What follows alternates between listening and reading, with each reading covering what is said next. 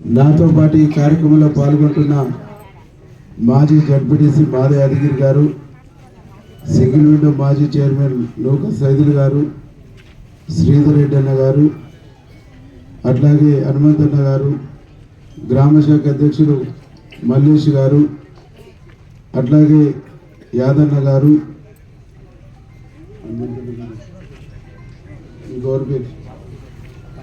సర్పంచ్ అభ్యర్థి నరేష్ గారు, వేదిక మీద ఉన్న వార్డ్ మెంబర్లందరికీ పేరు పేరున నమస్కారాలు. ఇక్కడికి వచ్చినటువంటి అన్నలకు అక్కలకు అందరికీ పేరు పేరున నమస్కారం.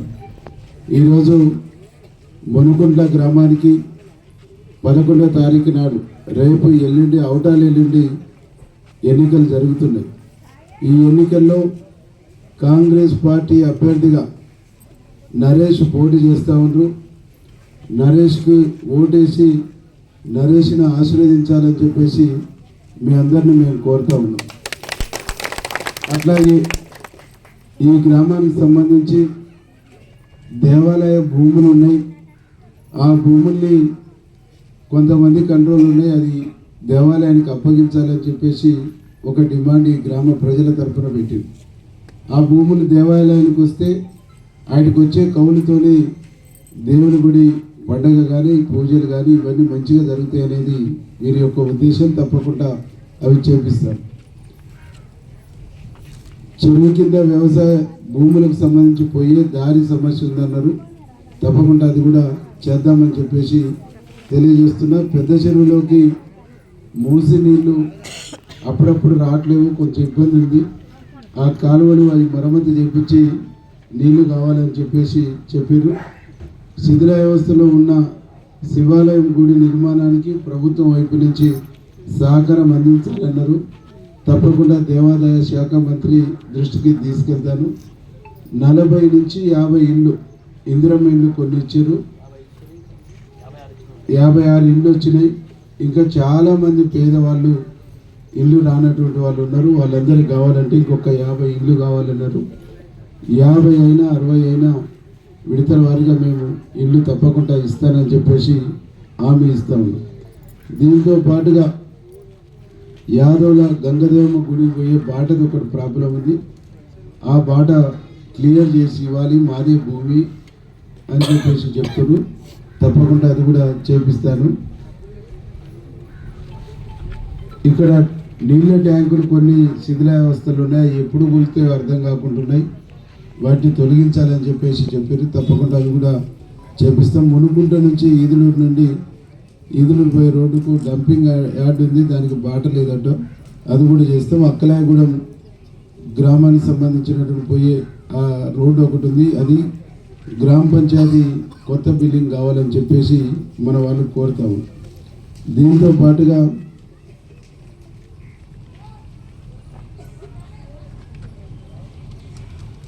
పాటుగా ఇంకా అనేక సమస్యలు, సీసీ రోడ్డు కానీ డ్రైనేజీలు కానీ ఇవన్నీ సమస్యలు ఉన్నాయని చెప్పేసి మన వాళ్ళు చెప్పారు. ఇవన్నీ కూడా తప్పకుండా ఒకదాని తర్వాత ఒకటి పరిష్కరిస్తానని చెప్పేసి మీ అందరికీ హామీ ఇస్తాము.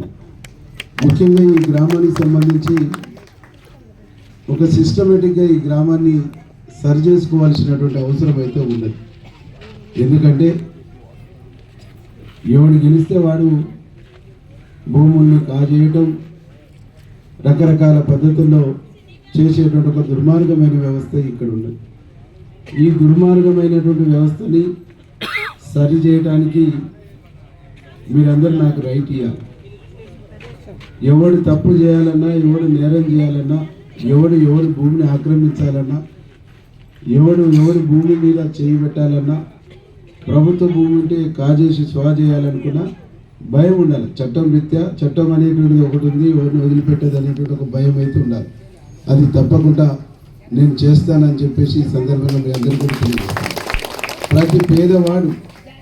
ప్రతి పేదవాడు నాకు అన్యాయం జరిగితే చట్టం ఉంది, ప్రభుత్వం ఉంది, ముఖ్యమంత్రి రేవంత్ అన్న ఉన్నాడనే ఒక భరోసా ఉండే పద్ధతుల్లో పాలన వ్యవస్థ ఉండాలనేటువంటిది నా యొక్క ఉద్దేశం.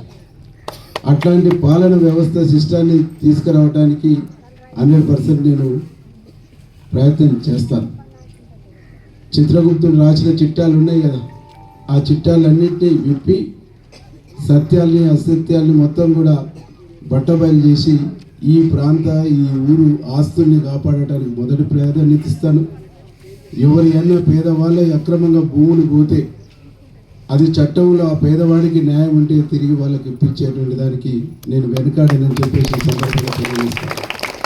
దీంతో పాటు ఈ ఊళ్ళో అరాచకం ఉంది, గంజాయి బ్యాచ్ ఉంది. అరాచకం గంజాయి బ్యాచ్ చిట్యాల మండలంలో ఒకటి గంజాయి బ్యాచ్ ఉండేది. నేను ఎమ్మెల్యే ఎన్నికల్లో చెప్పిన డెఫినెట్లీ రేవంత్ అన్న ముఖ్యమంత్రి అవుతుండు, ఈ అరాచక బ్యాచ్కి ముగుదాలు వేసి గుంజ కట్టేస్తా అని చెప్పిన కట్టేసిన. ఈ ఊర్లో కూడా అరాచక బ్యాచ్ని కంట్రోల్ చేసేటువంటి బాధ్యత నాది. ఎవ్వరు ఏం భయపడకండి. 10 కాలాల పాటు ముఖ్యమంత్రిగా రేవంత్ అన్నే ఉంటాడు. ఓట్లు వస్తుంటే పోతుంటే, పదవులు వస్తుంటే పోతుంటే, ఎంతకాలం బతికినాం అనేది కాదు, మంచి చేసినామా లేదా, న్యాయం చేసినామా లేదా, న్యాయంగా ఉన్నామా లేదా, ఒకరి సొమ్ము తినకుండా బతుకుతున్నామా లేదా, మనకు దోషినంత సాయం చేస్తున్నామా లేదా అనేటువంటిది నేను నమ్మినటువంటి సిద్ధాంతం.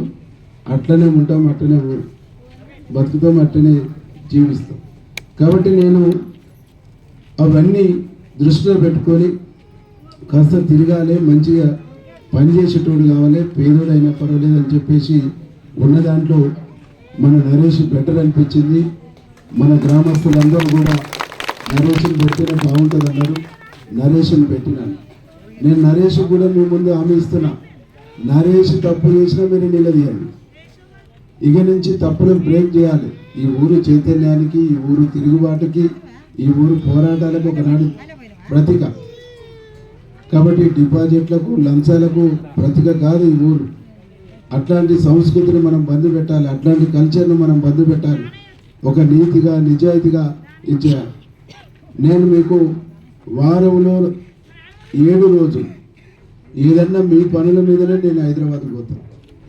నాకు హైదరాబాద్ పోయే పని కూడా ఏముండదు.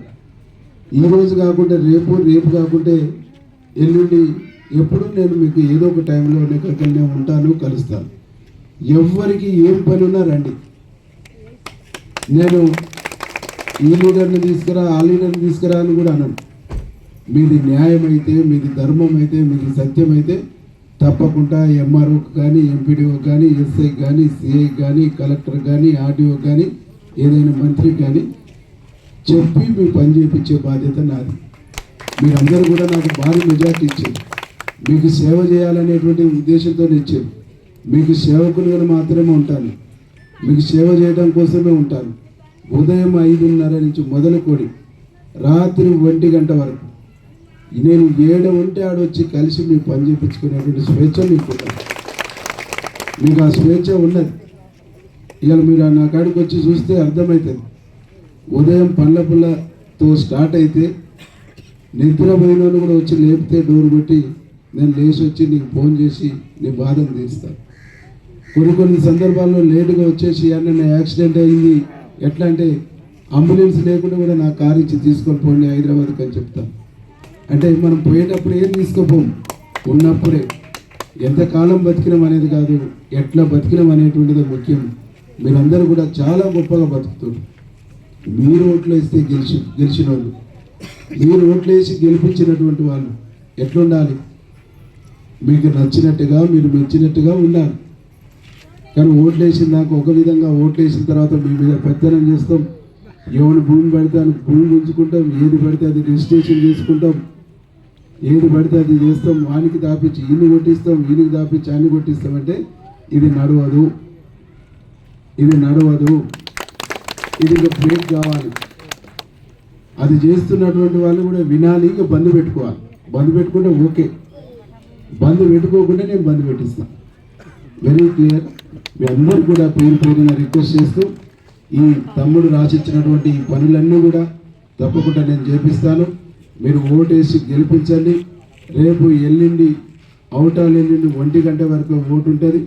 పాన మనము ఫిట్ చేసేది ఉంటుంది కదా, ఆ పాన గుర్తు మీ ఊళ్ళో ప్రజాస్వామ్యం బాగా స్వేచ్ఛ ఉన్నట్టుగా ఎక్కువ మంది పోటీ చేశారు, 10 మంది పోటీ చేశారు. ఈ ఊళ్ళో 2-3 పోటీ చేశారు, కానీ మీ ఊళ్ళో మాత్రం 10 మంది దాకా పోటీ చేశారు. ఈ 10 మందిలో ఇగో ఇక్కడ ఉంటుంది మనం నరేష్ గుర్తు